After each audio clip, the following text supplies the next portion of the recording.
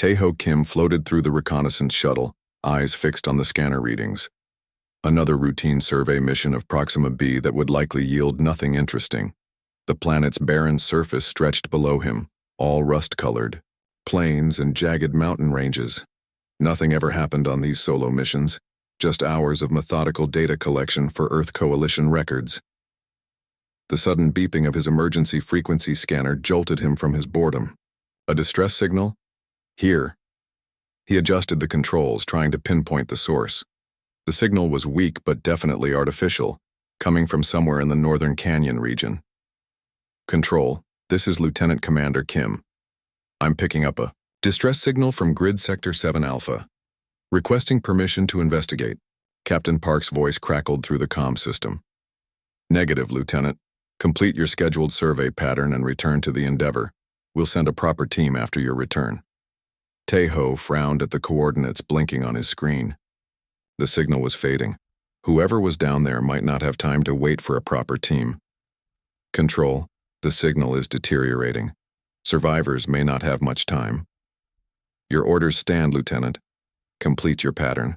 Taeho's hand hovered over the controls. 17 years of perfect service record. Never disobeyed an order. But something about this felt important. I'm experiencing some navigation issues, Control. Signal cutting out. We'll report when systems stabilize. He switched off the main communication channel before Captain Park could respond and redirected the shuttle toward the canyon. Breaking protocol could end his career, but he couldn't ignore a distress call, no matter the source. The shuttle descended through the thin atmosphere, buffeted by strong winds as Taeho guided it between towering rock formations. The signal grew stronger as he approached a narrow ravine barely wide enough for his craft. At the bottom lay the source, a crashed ship unlike anything in Earth Coalition records. The vessel's hull gleamed with an iridescent quality despite obvious damage. Parts of it seemed to be made of crystalline material that somehow remained intact despite the impact. No Earth ship incorporated such technology. Taeho landed nearby and donned his environmental suit. Atmosphere readings showed breathable air, but protocol demanded caution when approaching unknown craft. He approached slowly, weapon holstered but ready. A jagged opening in the hull allowed entry. Inside, the alien technology was even more apparent. Control surfaces seemed to be living crystal, now dimming as power systems failed. And there, strapped to what appeared to be a pilot's chair, was a humanoid figure. Taeho approached cautiously. The being appeared female with features surprisingly similar to human, except for skin that seemed to glow from within, shimmering with opalescent patterns. Silver-white hair framed a face both alien and beautiful. Her eyes were closed, but shallow breathing indicated she lived. Around them, the ship's systems sparked and whined. Something was wrong. Critically wrong. His suit sensors detected rising energy patterns consistent with an imminent power core breach. There was no time for proper first contact protocols. Taeho released the restraints and lifted the alien woman. She was lighter than expected despite being nearly his height. Her skin felt warm through his gloves, almost electrical. "I'm getting you out of here," he said, knowing she couldn't understand, but hoping his tone conveyed his intentions. A loud crack reverberated through the ship as crystalline components began shattering. Taeho ran, cradling the unconscious alien as he navigated back through the wreckage. He reached his shuttle just as the first explosion rocked the canyon. With the alien secured in his passenger compartment, Taeho launched the shuttle, narrowly, escaping as the alien craft detonated in a brilliant flash of blue-white energy that momentarily blinded his sensors. When vision returned, there was no evidence the ship had ever existed, just a scorched crater in the canyon floor. Taeho looked at his passenger. In the better light of his shuttle, he could see injuries along her side that leaked a silvery fluid. Using the emergency medical kit, he applied universal coagulant patches and stabilized her as best he could with his limited knowledge. As the shuttle broke atmosphere, Taeho reactivated communications. "Control, this is Lieutenant Commander Kim returning with a survivor." "Repeat that, Lieutenant." Captain Park's voice was sharp with disbelief. "I've rescued a survivor, female. Non-human. Injured but stable. Prepare medical bay and quarantine protocols. The commotion that followed was exactly what Tejo expected. As he docked with the Endeavour, medical teams in full isolation gear waited. Security personnel too, weapons not quite pointed at him but definitely ready. Captain Park met him at the airlock, face rigid with anger. 17 protocol violations. Lieutenant, possibly ending your career. Tejo nodded. Yes, sir, I understand. As they transferred the alien to a medical stretcher, her eyes fluttered open briefly. Silver eyes, pupilless, fixed directly on Tejo with surprising clarity before closing again. Something in that gaze made all the trouble worth it. 3 days passed before the alien woman regained consciousness in the Endeavour's medical bay. Dr. Yunji had kept her in a specialized containment field, monitoring her unusual physiology with growing fascination. The silvery blood contained elements unknown to Earth science, and her cellular structure seemed to conduct energy in ways human cells couldn't. Tejo had been confined to quarters when not being questioned about his decision to violate direct orders. Captain Park had filed a formal report, but held off on further action until they learned more about their unexpected guest. When the call came that she was awake, Tejo was escorted to medical by 2 security officers. The alien sat upright on the examination table, her silver eyes taking in everything with obvious intelligence. Dr. Yunji stood nearby, checking readings on her tablet. Her vital signs are stabilizing, the doctor reported, and the translation matrix has been analyzing her vocal patterns. It should allow basic communication. The alien woman looked directly at Tejo, recognition clear in her expression. She spoke, her voice musical with tones that seemed to harmonize with themselves. The translation device processed for a moment, then produced in slightly mechanical tones. You are the one who rescued me from my vessel. Tejo nodded. Yes. I'm Lieutenant Commander Tejo Kim of the Earth Coalition vessel Endeavour. I am Nara, she replied, the translation smoothing out as the system adjusted. Third daughter of High Counselor Dae-hyun of the Astari Diplomatic Fleet. Captain Park stepped forward. We've observed Astari vessels from a distance but have never made direct contact. What brought you to this system alone? Nara's luminescent skin dimmed slightly. I was on a diplomatic mission. My craft was damaged by, she hesitated, an unexpected meteor strike. Tejo noticed the pause but said nothing. You have my eternal gratitude, Nara continued, focusing again on Tejo. Among my people, a life saved creates a sacred bond. Before anyone could react, she rose from the examination table with surprising grace and approached Tejo. The security officers tensed, but Dr. Yunji waved them back. Nara stood before Tejo, her height nearly matching his. She raised her hands slowly, placing them gently on his shoulders. Then she leaned forward and pressed her forehead against his. The contact lasted only seconds, but Tejo felt a strange warmth spread from the touch, like a mild electrical current flowing between them. Dr. Yunji gasped audibly. Captain Park looked confused. Communications Officer Sungmin, who had been quietly observing from the doorway, let out a barely suppressed snort of laughter. Nara stepped back, her skin pulsing with light patterns that suggested emotion. What just happened? Tejo asked, looking between the doctor and communications officer. Dr. Yunji checked her tablet. According to our cultural database on the Astari, that gesture is the first step in their sacred binding ceremony between life mates. Life mates, Tejo repeated slowly. Sungmin couldn't contain himself any longer. She just initiated what's essentially a marriage ritual, Lieutenant. Tejo stared at Nara. Is that true? Nara tilted her head slightly. The life debt bond is sacred among my people. When one saves another's life, they become responsible for that life until the debt is repaid. The forehead touch acknowledges this bond. That's not exactly marriage, Tejo said, relief evident in his voice. Not exactly, Dr. Yunji agreed, studying her data. But it is the first stage in a process that traditionally culminates in a permanent union. In a starry culture, lifesavers often become life mates. Captain Park cleared his throat. Lieutenant Kim's actions were against orders. He will face appropriate consequences. This ritual doesn't change that. Before further discussion could occur, the ship's communication system activated. "Captain," came the urgent voice of the bridge officer. "We're detecting an approaching vessel." "It's a Starry, sir." "On my way," Captain Park replied, giving Taeho a significant look. "Bring our guest to the bridge. Her people are here." As they walked through the corridors, Nara moved close to Taeho. "Your captain seems displeased with your rescue of me." "I disobeyed direct orders," Taeho explained. "That's serious in our command structure." "You would be punished for saving a life?" Nara asked, genuine confusion in her voice. "It's more complicated than that. The mission comes first. Protocol exists for everyone's safety." She considered this. Among the Astari, preserving life always takes priority over protocol.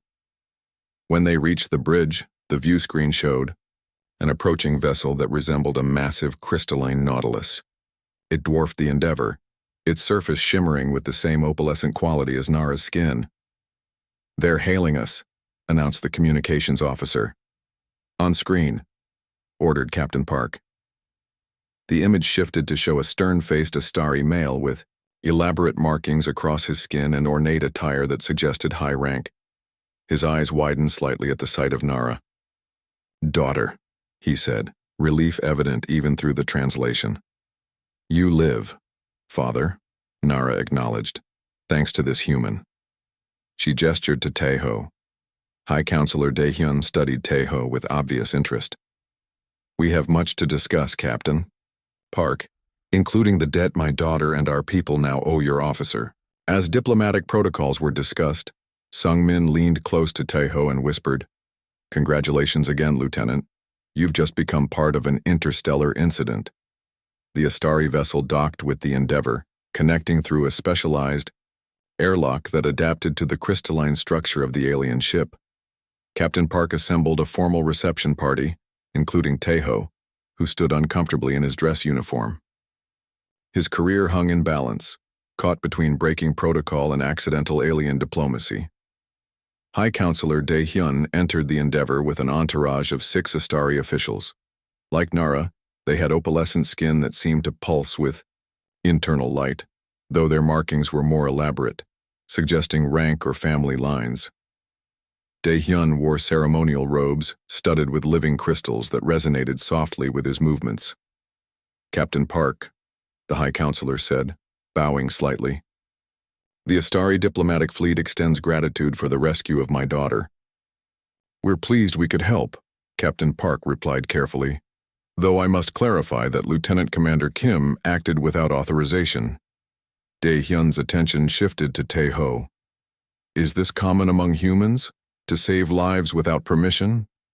Before Captain Park could respond, Admiral Jiwoo's voice interrupted from the communication screen. Earth Command had been monitoring the situation closely. "This is Admiral Jiwoo of Earth Coalition Command. High Counselor, we welcome this opportunity for first official contact between our peoples." The Admiral's eyes flicked meaningfully to Captain Park. "Captain, please escort our guest to the conference room. Lieutenant Kim will join the diplomatic team." In the privacy of the conference room, with only senior officers and Astari officials present, Admiral Jiwoo spoke bluntly through the secure channel. "The Astari control 3 systems with dilithium deposits our coalition desperately needs. We've been trying to establish diplomatic relations for years. Whatever happens here, make it work." After the Admiral signed off, Daehyun turned to Taeho. "My daughter tells me you risked your position to save her life." "It was the right thing to do," Taeho said simply. Daehyun's skin flickered with patterns that the translation matrix couldn't interpret. "She also tells me she has acknowledged the life debt bond." Captain Park tensed visibly. "About that, High Counselor?" "The bonding ritual is sacred to our people," Daehyun continued.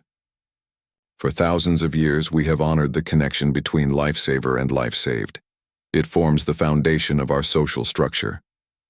Nara sat quietly beside her father, her expression unreadable.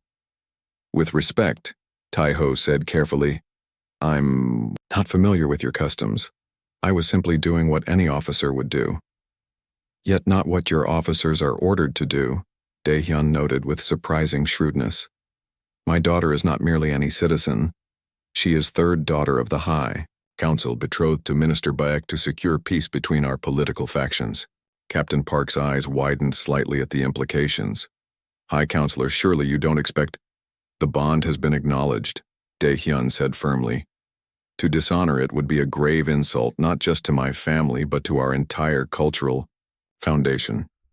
After the meeting, Taeho found himself alone with Captain Park in the officers' mess. You've created an interstellar incident, Lieutenant, Park said, pouring himself a strong drink. Command just sent new orders. You're to respect Astari customs and maintain positive diplomatic relations at all costs. They want me to pretend I'm engaged to an alien princess? Taeho asked incredulously. For now, yes. Until we find a diplomatic solution that doesn't offend a species we desperately need as allies.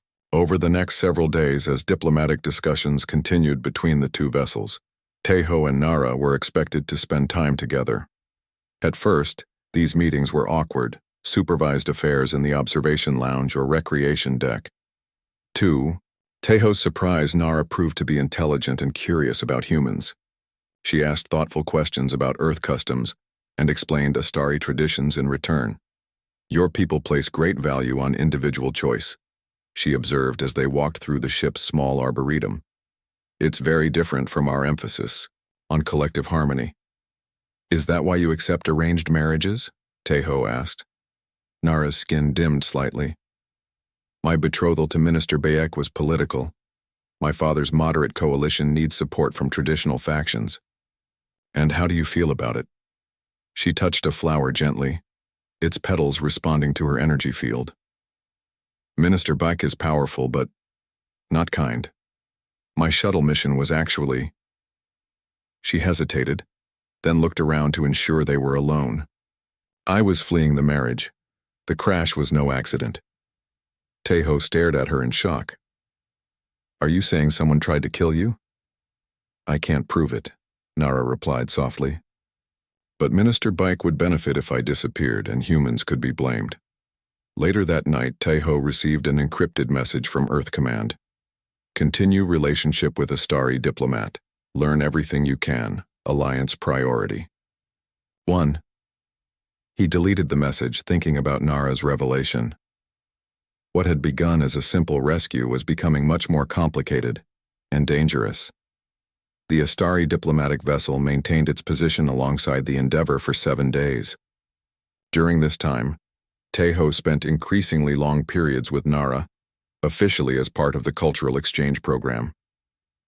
What had begun as an awkward diplomatic necessity slowly transformed into genuine interest as they discovered shared passions for xenobotany and stellar cartography. Late one evening, they sat in the ship's data lab, Nara showing Taeho star charts from Astari territories. Your navigation systems are incredibly precise, Taeho remarked, studying the crystalline data tablet she had brought from her ship. Our crystals store and process information differently than your computers, Nara explained. They form connections based on energy patterns rather than binary code. Taeho's thoughts drifted to her crashed shuttle. Did you manage to save any data from your ship before it exploded? Nara's skin darkened slightly, what Taeho had come to recognize as her equivalent of a frown. Only what was stored in my personal data crystal.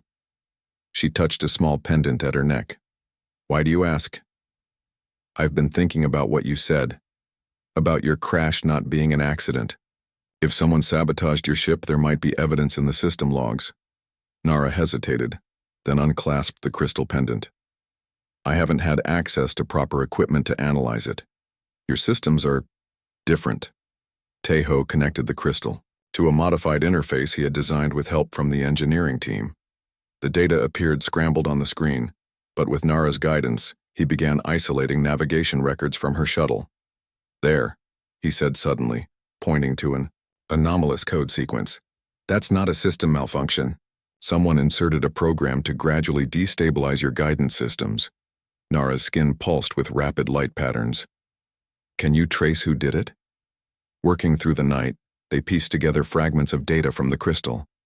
Hidden within, innocent-looking navigation updates was sophisticated sabotage code with a signature encryption pattern. "This is Minister Bayek's personal encryption key," Nara whispered, her voice trembling. Only he would use this pattern.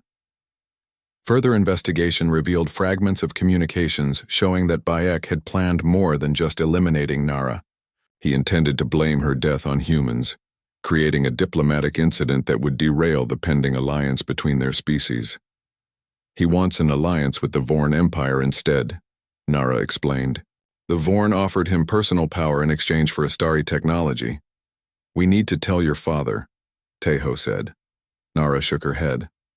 "All communications on the diplomatic vessel are monitored by Minister Bayek's supporters. My father is essentially under surveillance." Their solution came the next morning when Tejo received a message. Minister Bayek himself had arrived on the diplomatic vessel and requested a meeting with the human who had interfered with Astari affairs. The conference room was tense when Tejo entered. Captain Park sat with a grave expression beside Admiral Jiwoo's video feed. Across the table, High Counselor Dae-hyun appeared tired, flanked by Minister Bayek, a tall Astari with cold eyes and skin that barely flickered with light. "So this is the human who claims a bond with third daughter Nara," Beck said, his translated voice lacking the musical quality of other Astari. "How convenient that he found her alone, with no witnesses. Lieutenant Commander Kim saved my life," Nara stated firmly from her position beside her father. "After her ship mysteriously crashed in isolated territory," Beck countered. "Perhaps we should question the timing." Tai-ho remained silent, studying the 4 armed Astari guards positioned around the room. Their hands rested near crystal weapons at their sides. "Minister Beck has expressed concern about human involvement in our internal affairs," Dae-hyun explained carefully. "He has offered to escort Nara home personally to ensure her safety." Tejo noticed the subtle pressure in Dae-hyun's voice. The High Counselor was not in control here. "Before any decisions are made," Tejo said calmly, "I believe we should review all the evidence about Nara's crash." Beck's skin darkened. "The investigation is an internal Astari matter." "Interesting that you're so eager to dismiss evidence," Tejo replied, watching one of the guards shift position slightly. "Especially regarding your personal encryption code in the sabotage program." The reaction was immediate. Beck's guards moved, reaching for their weapons, but Tejo had been ready. Earthborn humans possessed reflexes and strength that evolved in higher gravity than the Astari homeworld. Before the first guard could draw his weapon, Tejo had crossed the space between them, disarming him with a quick strike to the wrist. The second guard fired a crystal stun pulse that Tejo dodged, using the conference table as a shield. Captain Park had dropped beneath the table, pulling his own sidearm. The remaining 2 guards hesitated, clearly shocked by the human's speed. "Enough!" Dae-hyun's voice cut through the chaos. "Minister Baek, explain yourself immediately." The Endeavor's conference room fell silent after Tejo's display of human reflexes. Both Astari guards stood disarmed, their crystal weapons now in Tai-ho's possession. Minister Bayek's face had lost its confident expression, replaced by poorly concealed fear. "You cannot trust these humans," Beck said, addressing High Counselor Dae-hyun but backing slowly toward the door. "They are dangerous, as this display proves." "What's dangerous?" Captain Park said, emerging from under the table with weapon drawn. "Is sabotage and attempted murder of a diplomatic envoy."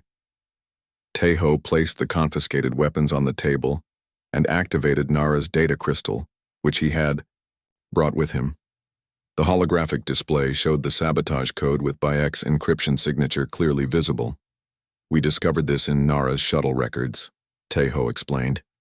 "The navigation system was programmed to fail gradually, making it appear like a mechanical problem." Dae-hyun's skin darkened with anger as he examined the evidence. "Minister Bayek, these are serious accusations." "Fabrications," Beck hissed. "The human clearly manipulated this data to turn you against me." Admiral Jiwoo, who had been silently observing via the communication screen, spoke up. High Counselor, Earth Coalition is prepared to provide full technical analysis of this data by independent experts. While they argued, Tae-ho noticed one of Bayek's guards touching a communication device on his wrist. Within moments, alarms sounded. Throughout both ships, Minister Beck's supporters have taken control of the docking mechanisms, reported an Endeavour crew member over the intercom. They're forcing an emergency separation. Captain Park moved quickly to secure the conference room, but Bayek had already slipped out during the confusion. The ship lurched as the Astari vessel began pulling away. "We need to reach the full Astari Council," Nara said urgently. "Only they can stop Beck before he convinces them to ally with the Vorn." Over the next hours, as the Astari diplomatic vessel retreated with Daehyun effectively a prisoner aboard, Tae-ho and Nara worked with Earth Command to establish direct communication with the Astari homeworld. Using modified crystal technology from Nara's pendant, they created a quantum communication link that bypassed standard channels Beck would be monitoring. 3 days later, they stood before a holographic assembly of the full Astari Council. 12 elders whose skin patterns showed complexity beyond any Astari Tae-ho had yet seen. "Honorable Council," Nara began, "I present evidence of treason against our people." The evidence was damning. Not only did they have the sabotage code, but Earth intelligence had uncovered communications between Bayek and Vorn representatives, promising exclusive technology exchange for military support of his faction. When the transmission ended, the Council promised immediate action. Within hours, reports arrived that Bayek had been apprehended while attempting to escape to Vorn territory. A formal ceremony was arranged aboard the Endeavour to celebrate the new alliance between humans and Astari. Admiral Ji-woo arrived in person, along with newly freed High Counselor Dae-hyun and several council representatives. During the ceremony, Dae-hyun approached Tae-ho privately. "My daughter has explained the awkwardness of your situation," he said. "The life debt ritual was imposed without your cultural understanding. The council acknowledges this and releases you from any obligation." Tae-ho glanced across the room, where Nara stood talking with Dr. Yoonji. Over their time together, what had begun as diplomatic necessity had grown into something neither had expected. "With respect, High Counselor," Tae-ho said, "I'd like to continue my relationship with Nara, not from obligation but by choice." Dae-hyun's skin brightened with surprise. "You would willingly accept the bond?" "I would, but in a way that respects both our cultures. We've proposed a joint ambassadorship program to build greater understanding between our peoples." The formal announcement came during the alliance signing. Captain Park, who had initially recommended Tae-ho for disciplinary action, now stood witness as Tae-ho and Nara were officially appointed as the first joint ambassadors between their species. Later, as they watched the stars from the observation deck, Nara turned to Tae-ho with a mischievous light pattern rippling across her skin. "Should confess something," she said softly. "While the life debt is indeed sacred to us, the marriage aspect is not quite as automatic as I might have implied." Tae-ho's eyebrows rose. "You mean I wasn't obligated to marry you after all?" "Not exactly," she admitted. "But I hoped you might choose this path once you knew me better." Tae-ho laughed and took her hand, feeling the gentle energy that passed between them. Sometimes the best diplomatic solutions aren't found in protocol manuals. As the Endeavour set course for Earth, carrying the first Astari diplomatic delegation in history, Tae-ho reflected that his career had taken a path no training program could have prepared him for. By breaking protocol to save one life, he had changed the future of two civilizations and his own life forever.